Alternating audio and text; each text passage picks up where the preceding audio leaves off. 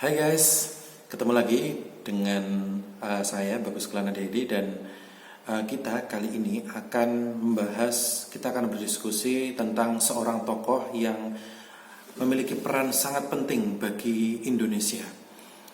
Siapa dia? Dia adalah Mahapati Amangkubumi Gajah Mada.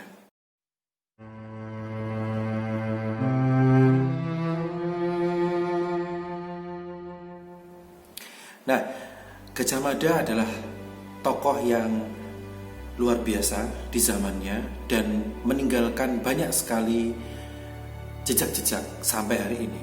Kenapa demikian?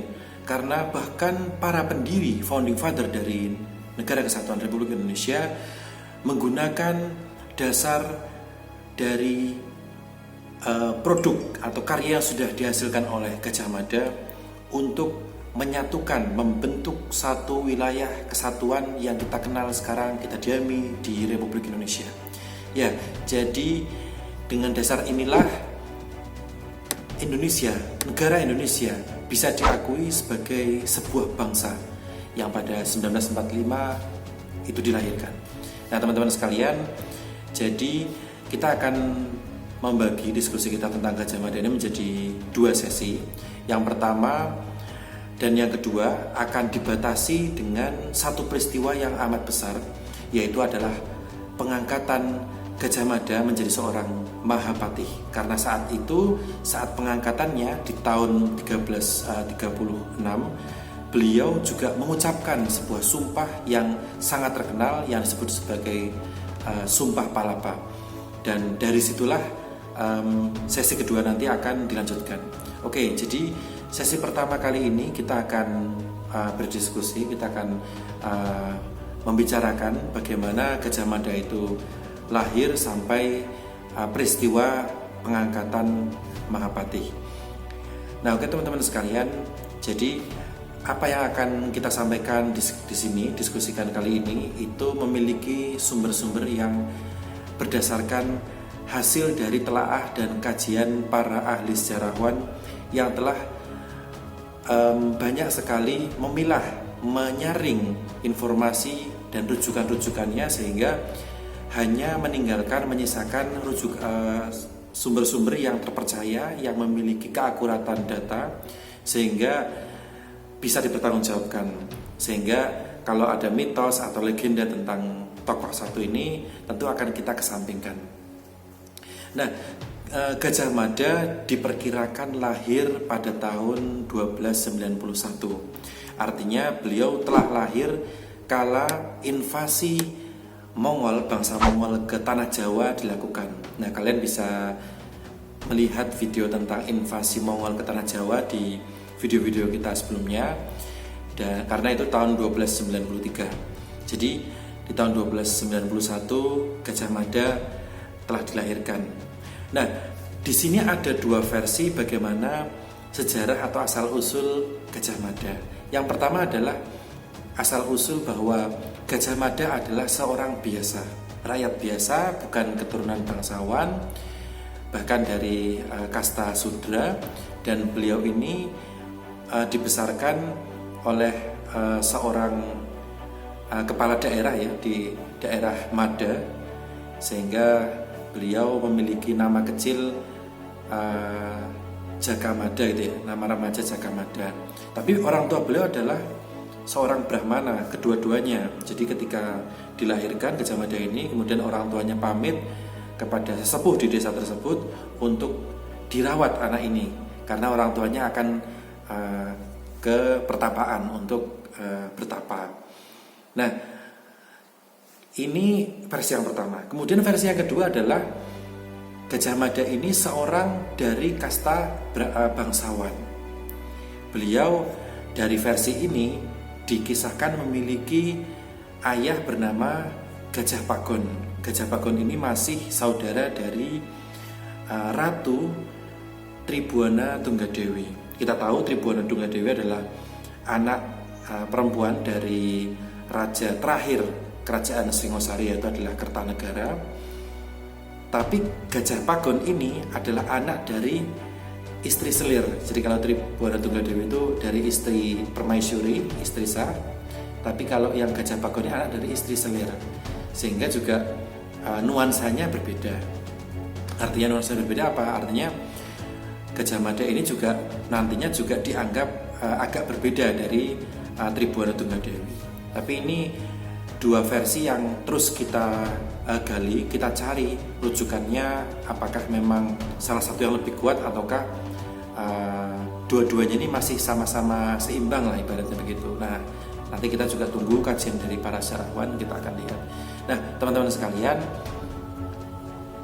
ketika muda, ketika masih usia ABG lah ya, Gajah Mada ini dia memiliki kebiasaan bahasanya angon ternak gitu ya, angon ternak atau menggembala ternak. Nah, dikisahkan ketika angon ternak ini, ternaknya itu lepas. Kemudian si Gajah Mada ini sedang lari untuk mengejar ternak tersebut. Nah, ini ternaknya ini dikisahkan kerbau. Nah, tidak jauh dari sana ada satu kejadian di mana seseorang Brahmana yang masih muda bernama Kuda Anjampiani. Kuda Anjampiani ini dia bukan anak biasa, bukan remaja atau bukan Brahmana biasa, karena dia adalah anak dari tokoh Tuban bernama Ronggolawe. Nah, Ronggolawe adalah anak dari politisi besar bernama Arya Wiraraja. Ini kisahnya Arya Wiraraja dan juga sedikit tentang Ronggolawe juga sudah pernah kita buatkan videonya, bisa dilihat di video-video kita sebelumnya. Nah, kemudian dari Kuda Anjampiani ini dia sedang berhadapan dengan seekor ular. Jadi sedang semacam diganggu begitu. Nah, tapi ular ini perhatiannya teralihkan karena ada ternak Gajah Mada yang terlepas, sehingga Kuda Anjampiani ini bisa lolos begitu ya dari maut lah gitu, dari ancaman. Nah, kemudian mereka berdua ini jadi berteman. Nah, Kuda Anjampiani ini sangat ingin merasa berterima kasih kepada Gajah Mada muda, sehingga sebagai bentuk rasa terima kasihnya itu diajarkanlah ilmu spiritual, ilmu ketenangan jiwa, dan juga ilmu tentang bela diri gitu, ke Gajah Mada.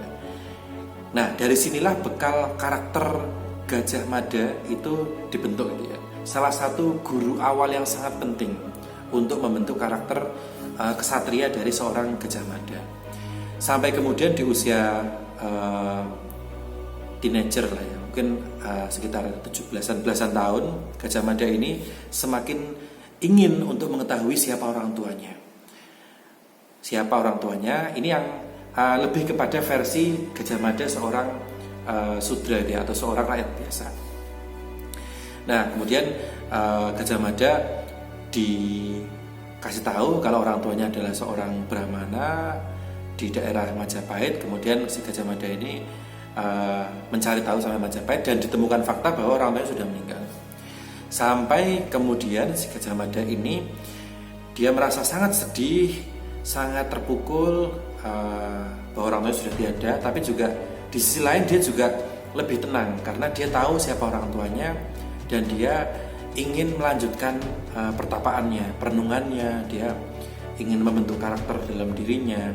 Jadi ini juga suatu pelajaran yang penting. Sudah kita sampaikan beberapa kali bahwa seseorang yang tokoh besar itu memerlukan kejiwaan yang juga kuat, memiliki ketenangan batin yang kuat. Makanya kita melihat banyak sekali tokoh-tokoh besar itu senang menyendiri, senang merenung untuk memperkuat keyakinannya, memperkuat hatinya. Bahkan bagi umat Islam, Nabi Muhammad SAW sebelum beliau diutus menjadi seorang Rasul, beliau juga merenung ya, sering merenung, sering menyendiri di gua Hira gitu ya. Bahkan dari guanya itu beliau bisa melihat Mekah secara langsung. Jadi beliau pada saat itu juga tumbuh atau besar di zaman yang macam-macam gitu ya, banyak sekali kemaksiatan dan sebagainya, sehingga beliau membutuhkan ketenangan batin, ketenangan jiwa untuk bisa menghadapi situasi di Mekah saat itu. Nah, kembali ke Gajah Mada. Jadi sampai Gajah Mada ini masuk dalam barisan Majapahit. Jadi karir pertama beliau adalah seorang bekel atau pengawal raja. Bekel atau bayangkara, pengawal raja. Rajanya saat itu adalah Jayanegara, dan karir beliau juga baik begitu ya, baik sampai beliau menjadi patih atau penjaga begitu ya, patih pertama adalah di daerah Kahuripan, kemudian 2 tahun kemudian beliau diangkat menjadi patih Daha atau yang kita kenal sekarang sebagai daerah Kediri. Nah, daerah Kediri ini daerah yang kalau sekarang tuh ibaratnya favorit lah ya bagi patih-patih yang lain, sehingga seorang Gajah Mada yang masih kurang lebih usia 40 tahun atau 30 tahun akhir itu juga memiliki saingan lah ya, saingan dalam karirnya. Kita juga melihat ada Rakembar, ada Lembu Peteng, kemudian ada dan sebagainya. Lawan-lawan kompetitor yang mereka itu ibaratnya nggak senang kalau Gajah Mada itu memiliki karir yang baik. Apalagi ketika Tribuana Tunggadewi sudah mulai memerintah, Gajah Mada ini bahkan menjadi seorang Mahapati. Jadi langsung dipromosikan menjadi Mahapati. Ini juga situasi yang tidak mudah bagi Gajah Mada sendiri, tapi juga ini merupakan sebuah tantangan bagaimana Gajah Mada itu bisa berkarir dengan baik. Nah, salah satu yang menginspirasi beliau untuk memiliki tekad Nusantara adalah beliau sangat terpengaruh oleh pemikiran Raja Kertanegara. Jadi Kertanegara atau Raja Tahir Singosari adalah seorang yang memiliki wawasan politik yang sangat luas. Bahkan ide awal dari persatuan Nusantara itu awalnya dari gagasan Kertanegara. Makanya di versi masa muda Gajah Mada merupakan seorang keturunan bangsawan, keturunan yang Gajah Pagon. Kemudian Gajah Pagon ini merupakan anaknya dari Kertanegara.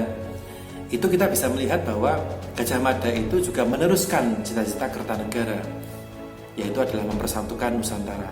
Kita bisa membaca, kapan-kapan kita akan melihat salah satu bukti otentik yang lengkap dari Majapahit termasuk juga Gajah Mada adalah serat kakawin negara Kertagama. Di situ kalau misalkan kita lihat di pupuh 13 dan 14, karena negara Kertagama itu memiliki 98 pupuh ya. Jadi pupuh 13 dan 14 itu menerangkan Sumpah Palapa, daerah-daerah yang menjadi bagian dari Sumpah Palapanya Gajah Mada. Secara umum Sumpah Palapa itu memiliki makna, memiliki informasi bahwa Gajah Mada tidak akan memakan palapa atau rempah-rempah. Saat itu rempah-rempah sangat produktif ya, atau mungkin memiliki nilai jual yang sangat tinggi sebelum menaklukkan daerah-daerah yang disebutkan ya.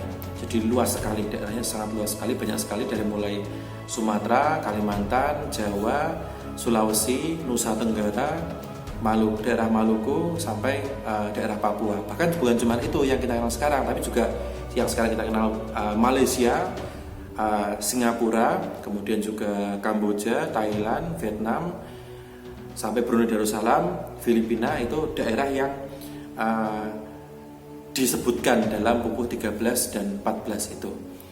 Nah, teman-teman sekalian, saat menyampaikan Sumpah Palapa, kompetitor-kompetitor politiknya tertawa, wah, itu gagasan yang aneh sekali, tidak umum, aneh sekali, karena Gajah Mada mengatakan sesuatu yang itu di luar dari nalar atau pemikiran dari bahkan para bangsawan Majapahit saat itu. Tapi itulah yang sudah disampaikan oleh Gajah Mada.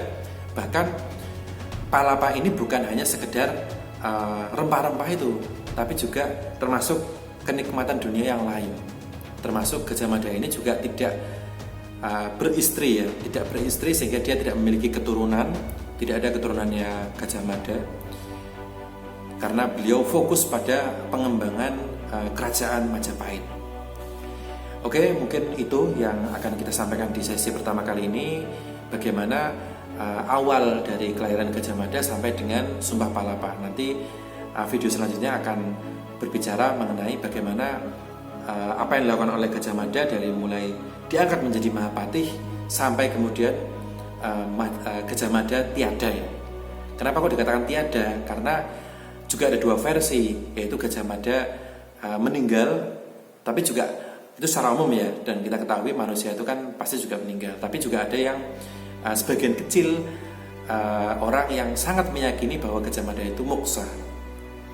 Gajah Mada itu moksa, dan kalau yang pendapat ini lebih ke mitos ya, lebih ke legenda, karena juga keterangan ilmiahnya tidak dapat dibuktikan. Karena memang sampai sekarang makam Gajah Mada belum ditemukan, atau satu situs yang mengatakan ini makam Gajah Mada belum ditemukan.